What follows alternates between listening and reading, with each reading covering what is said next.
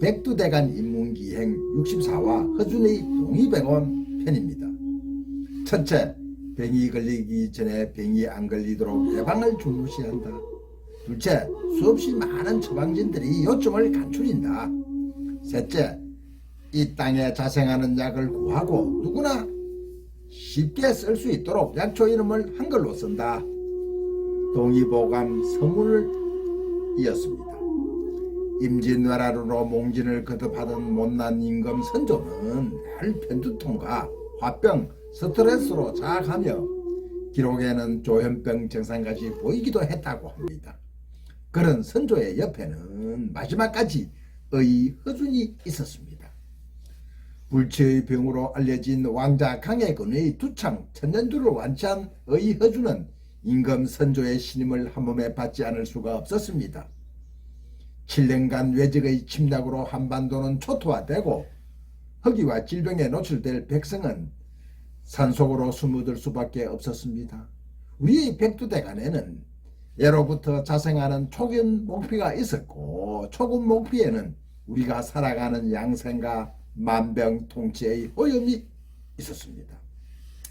조선의 임금 선조는 1596년 외적의 침략과 질병으로 고통받던 백성을 위하여 이 땅 백두대간에서 쉽게 구할 수 있는 초근 목피를 재료로 하고 사전병에 걸리지 않는 양생을 바탕으로 한 어서 편찬을 허준에게 지시했습니다. 중국의 양대 어서로 알려진 북쪽의 북이와 남이가 있는데, 이는 백두대간에 기대어 살아가는 동쪽 사람에게는 구하기도 어렵고 헤움도 없다. 이 땅에 자생하는 초급 목표로 이 땅 백성에게 맞는 동쪽의 어서를 편찬하라. 허준은 선조의 명령을 받아 당시 뛰어난 의들을 모아 어서 동의보감 편찬 작업을 시작했습니다. 동의보감에 참여한 의원의 면면을 한번 보겠습니다. 당시 최고의 의로 자타가 공인하는 양해수, 유명원, 김영락, 정해남 등 사인과 민간에서 용하다고 명성을 떨치고 있던 유위의 정작이 합류합니다. 양해수는 허준보다도 선배 의로 신의로 알려져 있었고, 정작은 의인은 아니지만 민간에서 도교적 양생술의 대가로 불로장생의 비법을 전수한다는 입소문이 자자했던 사람입니다. 유명음의 침술은 중국의 화따를 능가한다는 소문이 있었고, 김응탁, 정해남은 신의 의회였습니다. 이렇게 많은 의원들이 모여서 어서 편찬에 투입된 사례는 세종 때 10여의 의원이 참여한 어방 유치를 편찬할 때밖에 없었습니다. 이처럼 동의보감의 편찬은 처음부터 국가가 직접 백성의 보건 의료를 책임진다는 의미에서 대규모로 기획되었고, 임금 선조는 허준에게 병의 예방과 주변에서 손쉬운 약재를 쓸 것이라는 대원칙을 정해주었습니다.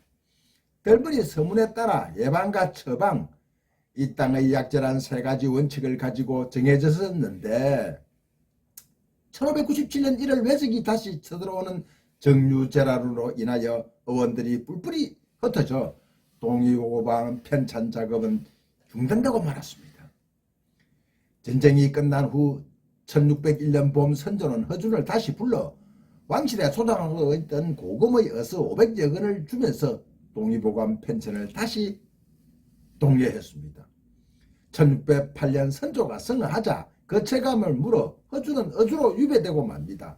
그곳에서 허준은 혼자 어서 편찬에 전념합니다.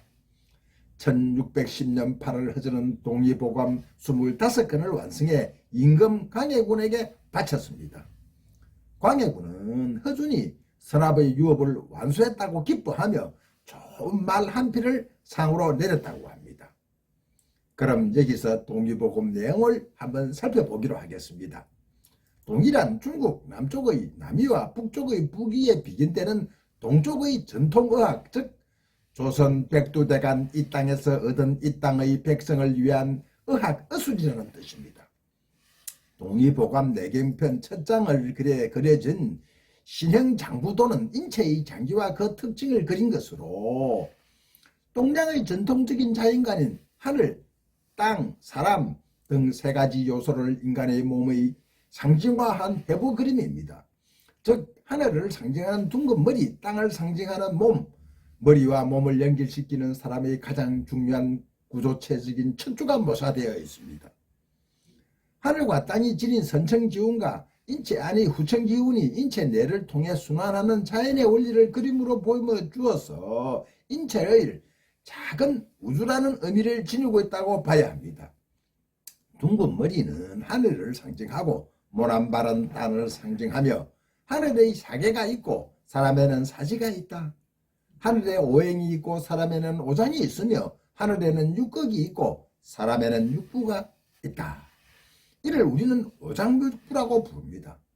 동의보감은 자연의 형상과 사람의 기간을 비유한 것으로 첫 장을 열었습니다. 즉 사람은 몸과 우주는 통한다고 봤던 것입니다. 이를 뒷받침하는 이론은 음양오행입니다.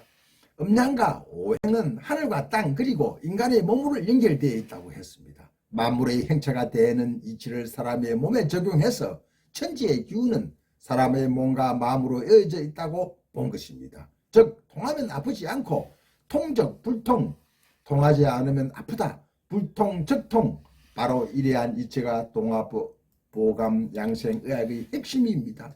정말 보감이 아닐 수도 없습니다. 그럼 보다 자세히 한번 살펴보겠습니다. 사람의 기운이 몸과 마음을 통해 있는 것처럼 몸과 마음도 서로 소통한다. 간은 분노, 심장은 기쁨, 비장은 생각, 폐장은 슬픔, 신장은 두려움의 감정과 연결된다고 합니다. 화를 자주 내면 간이 상합니다. 너무 기뻐하면 심장이 나빠지고 자주 두려움을 느끼면 신장에 병이 생깁니다.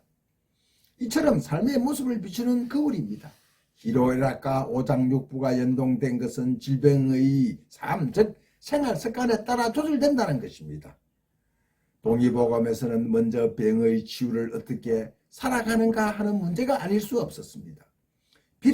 비워라, 비워야 산다.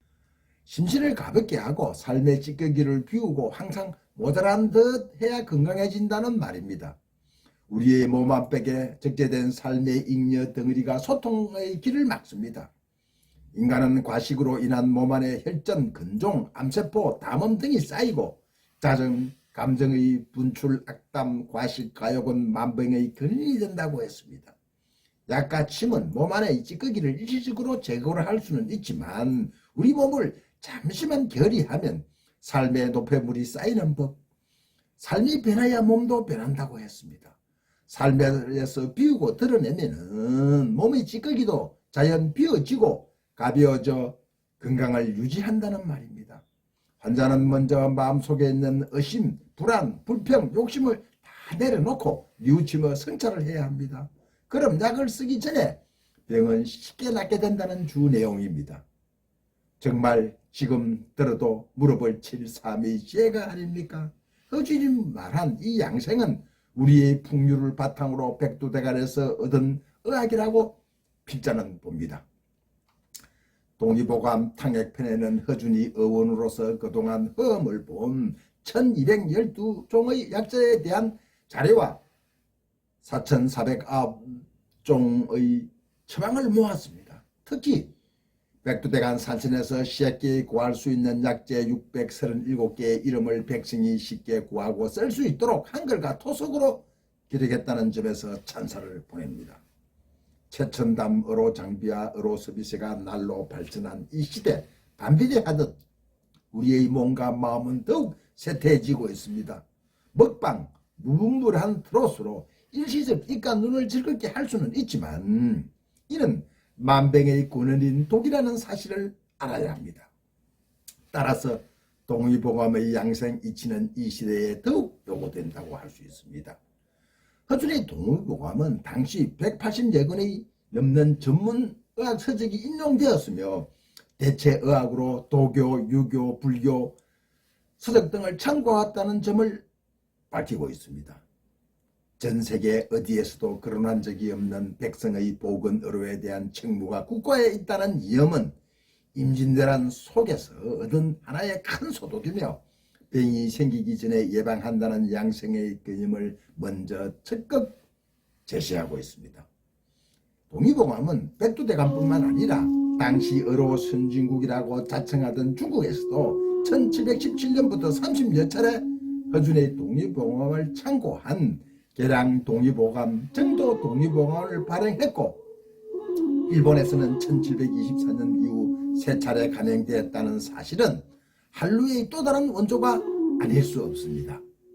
감사합니다.